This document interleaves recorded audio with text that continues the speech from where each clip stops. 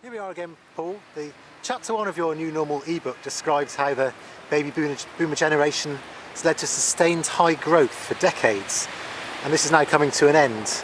Why should people read the next chapter? Without exaggeration, Will, I think it's probably the most important article that they will read this year about the future of their business, and possibly also about the future of their own personal finances. Why is that?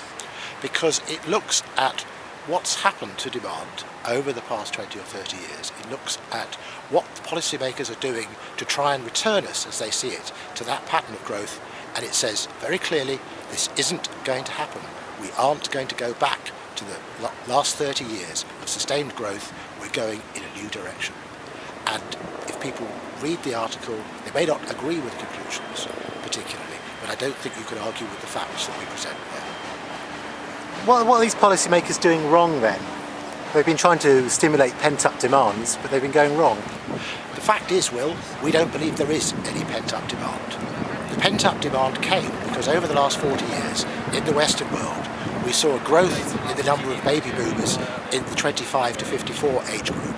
Those are the people who buy houses, buy cars and electronics. The growth in their numbers from 279 million to 392 million, 44% increase over 40 years. So every time interest rates went up, more baby boomers were entering into that 25 to 54 age group. Every time they came down, more of those boomers were ready to buy. But now the number of people in those baby boom generation in the 25 to 54 age group is reducing, and unfortunately the generation behind is simply too small to keep that momentum going. So there is no such thing anymore as pent-up demand. So Paul, what effects are the mistakes of policymakers having on the global economy right now?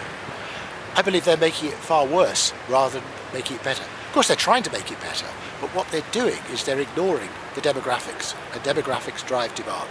So the number of people who are 25 to 54 in the West is now declining. Therefore, we are not going to see more demand or returning demand for housing, for autos and for electronic goods, with the exception of course of the iPad and one or two niche products like that. That demand can't come back because the people are getting too old, like myself. They're 55 plus, they don't need all those things anymore. Equally, the emerging economies like China, look at China, slowing now very fast indeed. Why? Because there is no export demand, because the Western world simply doesn't need their goods anymore. We've got to recognise there's a big change underway.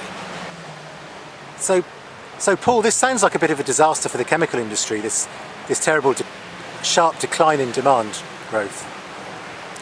I don't think it's a disaster, and I think that we've got a major number of new opportunities ahead of us. Once we focus on those, we've been held aloft by a liquidity-fueled boom over the past couple of years from central banks, but it hasn't worked. It's simply given us a lot more debt, and you can see the mess that we're in financial markets around the world at the moment. But if we wake up and look at what the numbers are telling us, they show us that the 55 plus age group is now going to be 36% in a few years' time of the Western world. Now, we don't know anything about this generation because it's never lived before. These people would have been dead at 65. Average life expectancy was 66 years old 50 years ago. So this is wonderful that these people have now got an extra 10 or 15 years life expectancy. Let's spend our time, instead of trying to go back, let's go forward. Let's look at what these opportunities are. Equally, let's look at the poorer people in China. Let's look at the poorer people in the emerging economies. What can we do to boost their standard of living for the very first time? They've got a little bit of money. Let's make some goods to supply them, rather than making more and more large Mercedes for fat bankers. Why can't we do something a bit more useful, just as we used to do when the growth surge got underway 20 or 30 years ago?